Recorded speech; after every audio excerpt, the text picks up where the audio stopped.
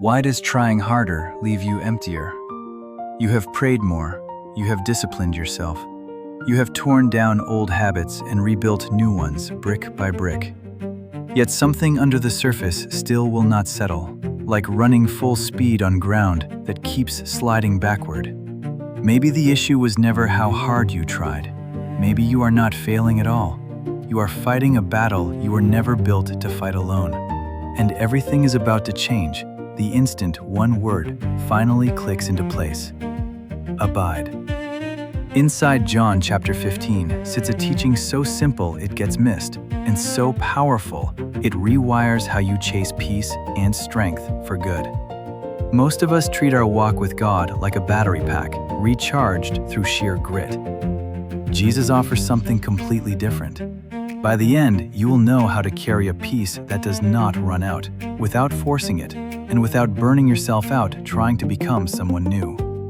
I'm going to unpack the picture of the vine and why your constant striving might be exactly what is blocking your breakthrough.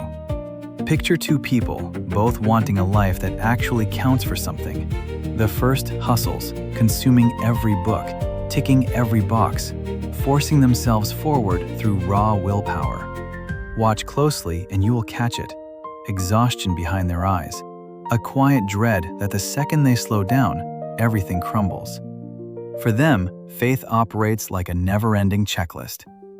The second person faces the same curveballs, the same hard seasons, yet carries an unshakable, quiet steadiness. Ask their secret and they will not rattle off productivity hacks. They will tell you plainly, it was never about how hard they worked. It was about where they were rooted. One is manufacturing their own strength. The other is simply staying connected to a source. Not effort, connection. To understand the word abide, picture the setting it was born in. This is a candlelit room, hours before betrayal and death. The air is heavy, time is short, and Jesus knows exactly what is coming, about to send his closest friends into a world built to destroy them. If you had minutes left with the people you loved most, you would not fill the silence with small talk. You would hand over the one thing that mattered most. Jesus does not leave a checklist for changing the world, and he does not tell them to work harder for the kingdom. He hands them a single, urgent instruction: remain in me. He reaches for a picture so simple a child gets it instantly, yet so rich we spend a lifetime living into it. I am the vine, he says. You are the branches. Forget the religious language and look at how it works. The vine carries the nutrients, the water, the life itself. The branch is you, the extension of that source. The fruit is what shows up afterward: peace, character, joy. Here is the sentence that can reset your entire day. A branch has never once strained to grow a grape. Have you watched a branch sweating it out, worried it is not doing enough? Of course not. It does not manufacture life, it just receives it. Its entire job is one line: stay attached. When the connection holds, fruit is not optional, it is automatic. So if you are wearing yourself out trying to feel holy or calm, that exhaustion is the tell. You have quietly swapped roles. You started acting like the vine instead of the branch. The word abide sounds soft, almost sentimental, but in its original language it is blunt. It means to remain, to stay put, to live there permanently. Think of the difference between someone visiting a city and someone who actually lives there.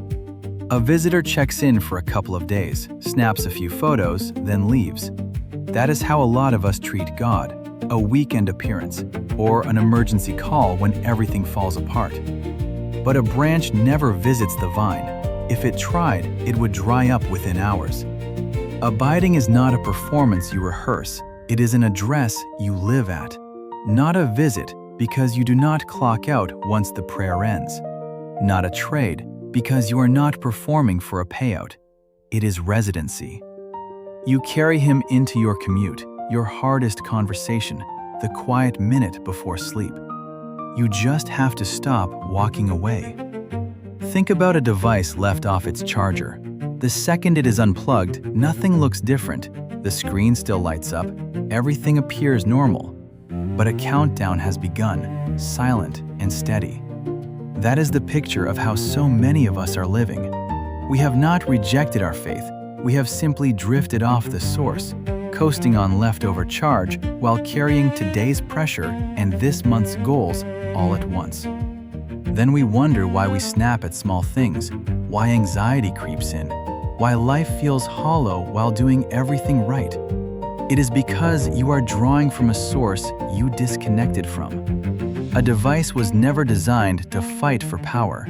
It just needed to stay near the outlet. If you feel like you are running on fumes, the fix is simply plugging back in.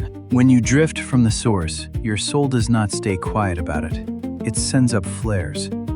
Think of a warning light on a dashboard. Nobody gets angry at a fuel gauge for doing its job. You just know it is time to pull over. If you are worn out before the day begins, carrying the weight of everything alone, checking off wins that taste like nothing, or working twice as hard for half the ground, that is not failure, it is a signal. Your soul is telling you the truth. I was never designed to hold this alone. You do not need a sharper strategy. You need to come home. Here is where most of us go wrong. We notice a crack, a short temper, creeping anxiety, and flip straight into fix-it mode. Pray longer, read more, grit your teeth, and force it. But Jesus never tells the branch to muscle out more fruit. He says the one line our pride cannot stand. Without me, you can do nothing. Chasing growth without staying connected is like scrubbing a light bulb, hoping it will shine while it sits completely unplugged. The transformation you are chasing was never a paycheck for your effort.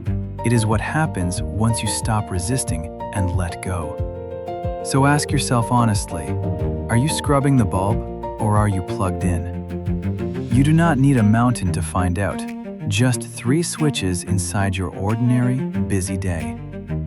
First, the mindset switch. Stay planted in His Word. Before you react to a harsh email or a discouraging headline, pause and let one truth from God reset how you are seeing things. Your stress does not get to define you. His Word does. Second, the always-on conversation. Stop treating prayer like an appointment. Talk to Him mid-task, while you wash the dishes or sit in traffic. Third, the alignment switch. Obedience is not a rule book to keep God pleased. It is how the power keeps flowing. Every time you choose His direction over your impulse, you clear the line, and His strength moves into you without resistance. The instant you stop striving and start staying, the climate of your life shifts. Nobody forces a healthy tree to grow fruit. It happens because the tree is alive and connected. Peace stops being a goal you chase. Joy becomes a quiet current under even your hardest days. Strength stops feeling like strain because the vine is carrying the weight, not you. You are a branch, and the life of God is moving straight through you.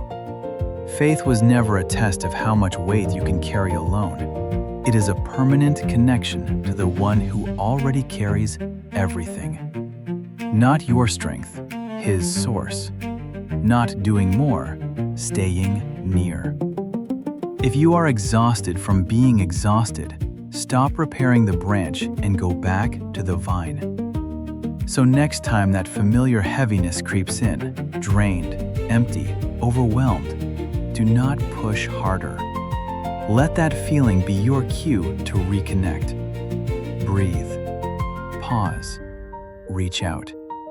The peace that lasts, the strength that does not quit, the joy that is not manufactured flows from one quiet place. It was never coming from your hustle. It was always coming from home. Stop striving. Start abiding. If any part of this reached a tired place in your soul, type this in the comments. Lord, teach me to abide. If someone you know is running on empty right now, send them this video. And if you want more truths like this in your feed, subscribe to What Now, God? Let's leave the hustle behind together. I will see you in the next one.